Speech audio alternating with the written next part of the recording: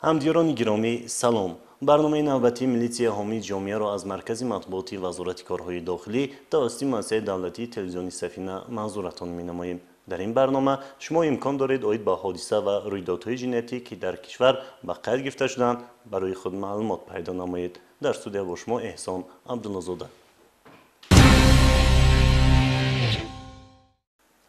کارمندان شعبه وزارت کارهای داخلی در ناحیه فرخار ولایت ختلان انتقال وسیله نشهردار را در حجم مخصوصاً کلان 15 کیلوگرم نوع‌های گوناگون مواد مخدر آشکار نموده از معاملات باز داشتند. هنگام دور نمودن عملیات مخصوص 6 نفر از ساکنان ناحیه مذکور برای انتقال و به معاملات برآوردن این مواد زهرآگین بازداشت کردند. شرح بیشتر در گزارش پلکانک میلیسیا آفاق خادریان. مبارزه بر ضد گردش غیرقانونی واسطه‌های نشه‌آور در مقامات کارهای داخلی یکی از سمت‌های فعالیت است که برای حفظ سلامتی اهالی نگرانیده شده هنگام نتیجه گیری و بهادهی فعالیت شعبه و خدمات‌های مقامات به این سمت توجه مخصوص داده می‌شود. مواد مخدر در زمان حاضر یکی از سرچشمه خطرناک محسوب یافته متاسفانه بیشتر بر آن بعضی از نفران سرگرمی پیدا می‌نمایند که عاقبت‌های ناگوار را در پی دارد. در نتیجه گزارندن کارکردهای اپراتیوی جستجویی از جانب کارمندان شعبه وزارت کارهای داخلی در ناحیه فرخار یک گروه متشکل جنایتی عبارت از 6 نفر شهروندان ناحیه مذکور با گمان غیرقانونی نگاه داشتن و خرید و فروش مواد نشه‌آور نوع‌های حشیش، افیون و موادهای پسیخوتراپی متامفتامین دستگیر کرده شدند. حرص مال و ثروت به دست آوردن مبلغ‌های پولی با راه غیرقانونی بعضی نفران را آنچنان به عمق جهالت غوطه‌ور نموده است که برای آنها سلامتی انسان‌ها، امنیت و ثبات و آینده نسل جوان کشور هیچ ارزشی ندارند. این گروه متشکل جنایتی در حیات غفورف نجمیدین، سال تولدش 1988، سفرف دولت خوجه، سال تولدش 1972، میراکف تاجدین، سال تولدش 1980، حسنف قیامی الدین، سال تولدش 1972، سعیدف سیم الدین، سال تولدش 1983 و یارف ایوب جان سال تولدش 1979 می باشند که از آنها واسطه های نشه‌داری نوی حشیش 8 کیلوگرم 250 گرم، افیون 4 کیلوگرم و 550 گرم و موادهای پسیخوتراپی متامفتامین 2 کیلوگرم دریافت و مصادره کرده شد. در رفتی تفتیشات معین کرده شد که گمانبر شده سعید مومین موادهای نشه‌دار را از شهروندان جمهوری اسلامی افغانستان دسترس نموده منبعد برای به معاملات برآوردن آنها مبلغ‌های معین پولی به دست آورده است.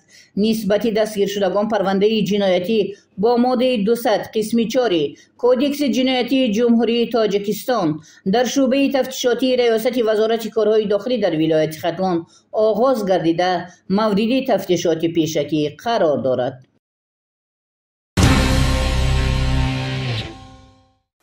شعبه وزارت کارهای داخلی در ناحیه وخش نیز یک گروه جوانان را با جرم دزدی بازداشت نمود. این نفرانی به جامعه ضررآور نیمه شب موتورسیکل‌های مردم را تصرف نموده با نرخ‌های ارزان فروخته و مبلغ‌های به دست آورده را بین هم تقسیم می‌کردند. تفتیشات ضرر رسانده گمانبران را به جبردیدگان 100,000 سومانی معین نموده است. با شعبه وزارت کارهای داخلی در ناحیه وخش ریزه‌های چند نفر از ساکنان ناحیه مذکور عایدی از طرف شخصانی نامعلوم دزدیده شدن موتورسیکل‌ها از منزل‌های استقامتیشان وارد گردید. وابسته به بررسی ریزه و مراجعت شهروندان و معین و دستگیر نمودن جنایتکاران از حساب کارمندان با تجربه میلیسیا گروه اپراتیوی جستجویی تأسیس داده شده. با دایر نمودن چاره‌بینی‌های مقصدناک 3 نفر شهروندان همچون گمانبر برای صادرنمایی سلسله دزدی‌ها دستگیر و به مقامات میلیسیا دسترس کرده شدند. اینها مرادف حکیم علی سالی تولدش 1996 زاده و استقامت کننده شهر کیزرنیسار، علی شریف اسدالله سالی تولدش 1999 زاده و استقامت کننده شهر کیزرنیسار و شمایف جمال‌الدین سالی تولدش 2002 زاده و استقامت کننده جماعت شهر کیزرنیسار دهه سفید دشت ناحیه وخش می باشند. دستگیر شدگان با مصلحت پیشکی سرکرده از آخرهای ماه یونی سال 2024 تا آخرهای ماه مارس سال جاری شبانه از منزل‌های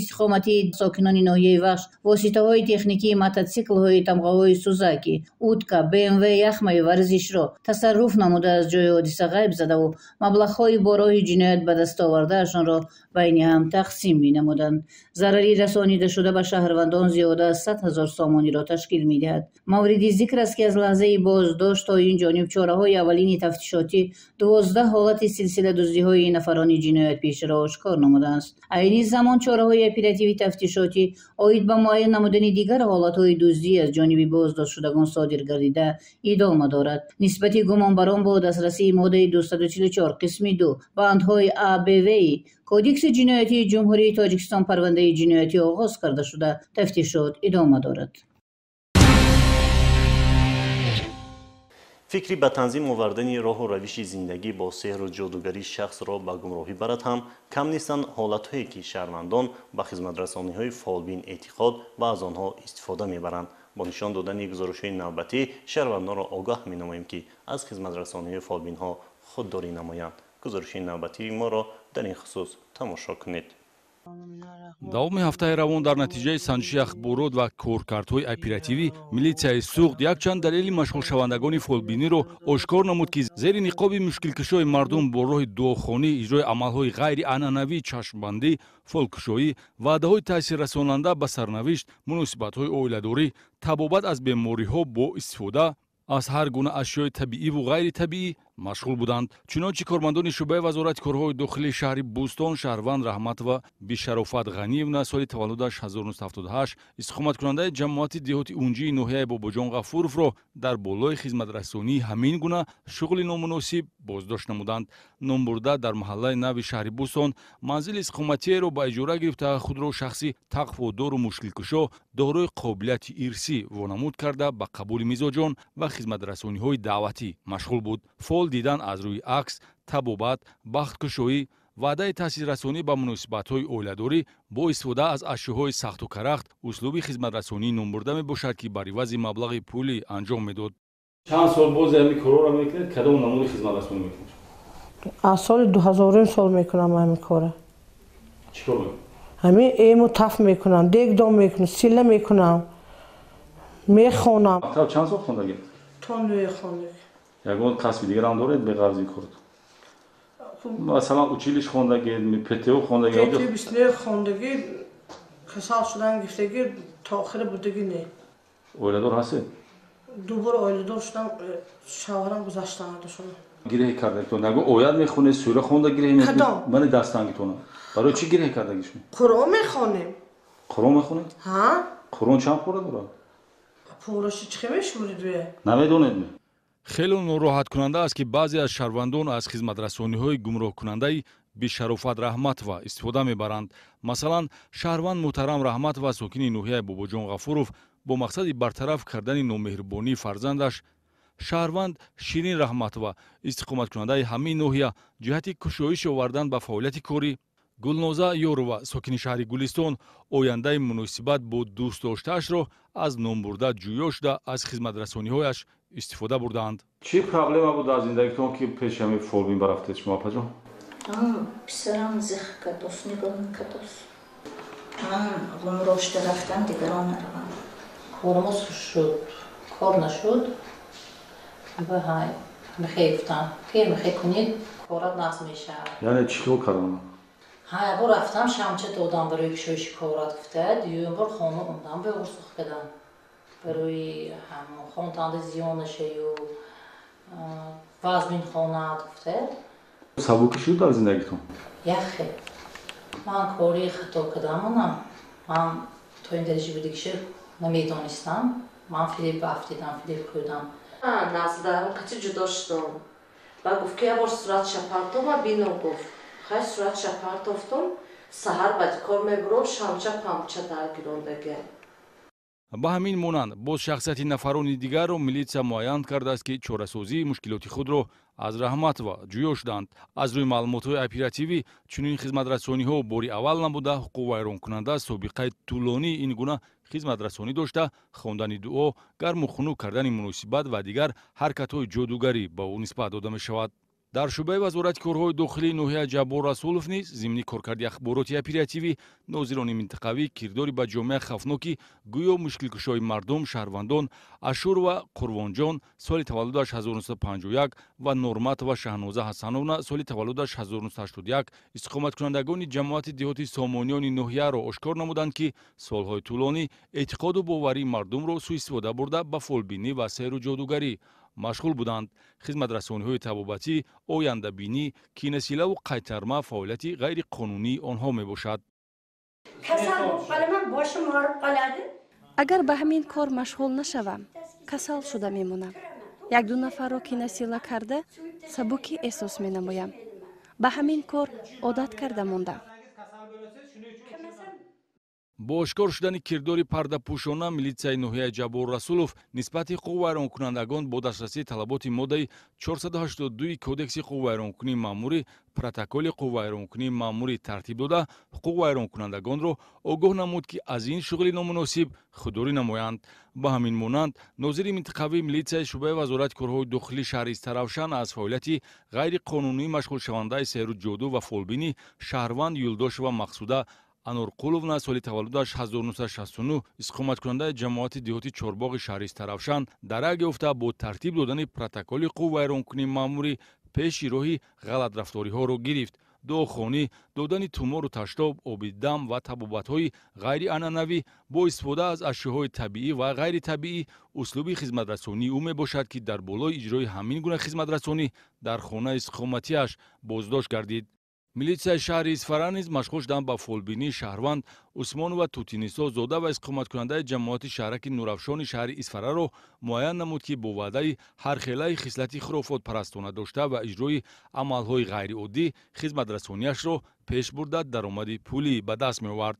дар қабр ё ҳудуди қабристон гузоштани акси нафарони мавриди корбарӣ қарор гирифта ва ё ашёе ба онҳо мансуб буда аз ҳамин гуна шеваи ҷодугарии уст, ки милитсия ошкор ва нисбати ҳуқуқвайронкунанда Усмонова бо моддаи 482 Кодекси ҳуқуқвайронкунии маъмурӣ парвандаи ҳуқуқвайронкунии маъмурӣ тартиб дод. ба наздам омада асосан дар бораи муносибатҳои оиладорӣ мепурсанд. баргардонидани шавҳар ба хонавода аз ҷумлаи он мебошад. ёдрас менамоем, ки амалиёту чорабиниҳои мақомоти корҳои дохилии вилояти Суғд барои ифшо намудани фаъолияти ғайриқонунӣ машғулшавандагони фолбинӣ идома дорад. беҳтар аст, ки шаҳрвандон аз рафтан ба дари фолбину ҷодугар худдорӣ намуда тарзи ҳаёти солимро пеш баранд. идомаи барномаи милитсия ҳомии ҷомеа. зимни хизмат барои кормандони шӯъбаи бозрасии давлатии автомобилӣ раисати вазорати корҳои дохилӣ дар вилояти Хатлон қонуншикании бисёре аз ронандагони воситаи нақлиётро ошкор намуданд. шарҳи бештар дар гузориши навбатӣ. бо мақсади пешгирии ҳодисаҳои роҳу нақлиёт ва ҷиҳати ба низоми муайян дар овардани вазъи ҳаракати роҳ, ҳайати кормандони шӯъбачаи бозрасии давлатии автомобилии шӯъбаи вазорати корҳои дохилӣ дар ноҳияи шаҳри Туз дар якҷоягӣ бо ҳайати кормандони шӯъбаи бозрасии давлатии автомобилии вазорати корҳои дохилӣ дар вилояти Хатлон давоми 10 шабонарӯз зимни баргузории нақша чорабинӣ ҳолатро мураккаб арзёбӣ намуданд. боиси нигаронӣ аст, ки бархе аз ронандагон ба оддитарин қоидаҳои бехатарии ҳаракат дар роҳ эътибор надодаву вазъиятро хатарзо мегардониданд. ҳамин аст, ки ин муддат аз ҷониби нозирони роҳ 694 ҳолати қоидавайронкунии ронандагон ба қайд гирифта шуда нисбаташон чораҳои лозима андешида шуд. дар асоси талаботи моддаи 332 Кодекси ҳуқуқвайронкунии маъмурии ҷумҳурии Тоҷикистон нисбати 4 нафар ронанда Орипов Салимҷон сокини ноҳияи шаҳри Туз, ронандаи воситаи нақлиёти тамғаи Мерседес Бенз қайди рақами давлатиаш 4864 MO03, Исматов Масир сокини ноҳияи шаҳри Туз, ронандаи воситаи нақлиёти тамғаи Opel Astra қайди рақами давлатиаш 3485 AT03, Қурбонов Суҳроб сокини ноҳияи Носири Хусрав, ронандаи воситаи нақлиёти скутер бе истифодаи қайди рақами давлатӣ ва дар ҳолати сархуш, Рӯзиев Чоршанбе сокини ноҳияи Қубодиён, ронандаи воситаи нақлиёти тамғаи скутер қайди рақами давлатиаш 252 M03, ӯ низ масту сархуш ва беҳуҷҷати ронандагӣ таваккалану хело ҳам хатарзо воситаи нақлиёташро идора мекард, боздошт шуда нисбаташон протоколҳо тартиб дода шуд. Инчунин тибқи моддаи 332 қисми 2 кодекси ҳуқуқвайронкунии маъмурии ҷумҳурии Тоҷикистон нисбати Ҳайдаров Ҷалолиддин сокини ноҳияи шаҳри Туз ронандаи воситаи нақлиёти тамғаи ВАЗ 21099 қайди рақами давлатияш 6199 ВА03 Бегназаров Насимҷон сокини ноҳияи шаҳри Туз ронандаи воситаи нақлиёти тамғаи Lexus қайди рақами давлатияш 4444 UF03 Бибишов Нуруллоҳ сокини ноҳияи шаҳри Туз ронандаи воситаи нақлиёти тамғаи Opel Astra қайди рақами давлатияш аз Федератсияи Русия N702 ON124 Нормуротов Маъруфҷон сокини ноҳияи шаҳри Туз ронандаи воситаи нақлиёти тамғаи Mercedes-Benz қайди рақами давлатияш 1990 MT01 бинобар беиҷозатномаи мақомоти дахлдор истифода бурдани оинаҳои хираву сиёҳ карда шуда ба ҷавобгарӣ кашида шуданд. ҳамзамон аз рӯи моддаи 336 кодекси ҳуқуқвайронкунии маъмурии ҷумҳурии Тоҷикистон бо ҷурми надоштани шаҳодатномаи ронандагӣ нисбати Тоҷиев Дилшод ронандаи воситаи нақлиёти тамғаи мототсикл қайди рақами давлатияш 872 М03 протокол тартиб дода шуд.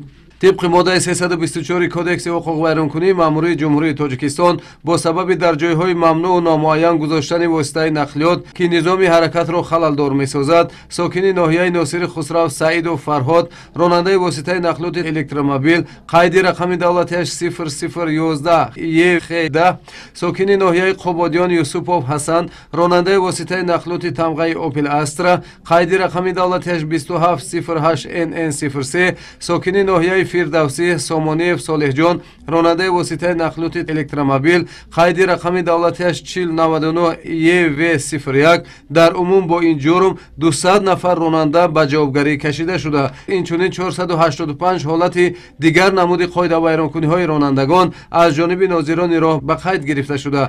در عمل تدبیرهای ضروری اندیشیده شد. هیئت کارمندان شعبه بازرسی دولتی اتومبیلی رئیست وزارت کارهای داخلی در ولایت ختلان اوید به رعایت قاعده های بخطری حرکت در راه بین طبقه های گوناگون جامعه در بین کارمندان تشکیلات و مؤسسه ها و ترمینال و خوری های سودمند برگزار نمودند. مربوط به موضوع استفاده تسمه بخطری سری وقت از معاینه تکنیکی گذراندن واسطه نقلیات به نظام معین وارد نمودن فعالیت شرکت های مسافرکشانی و دیگر موضوع های مبرم صحبت هیئت کاری با جامعه جریان گرفته. این اسلوب کاربری در مورد پیشگیری حادثه های صدموی راه و نقلیات تاثیرگذار خواهد بود. ҳамдиёрони азиз, анҷоми барномаи милитсия ҳомии ҷомеа. мо таҳиягарони барнома он замон худро муваффақ меҳисобем ки бо пешниҳоди чунин барномаҳо наферро аз каҷрафторӣ боз дошта эҳтироми қонунро дар замираш ҷой дода бошем. хоҳони онем ки ҳамеша муваффақу комёб бошед. хайр.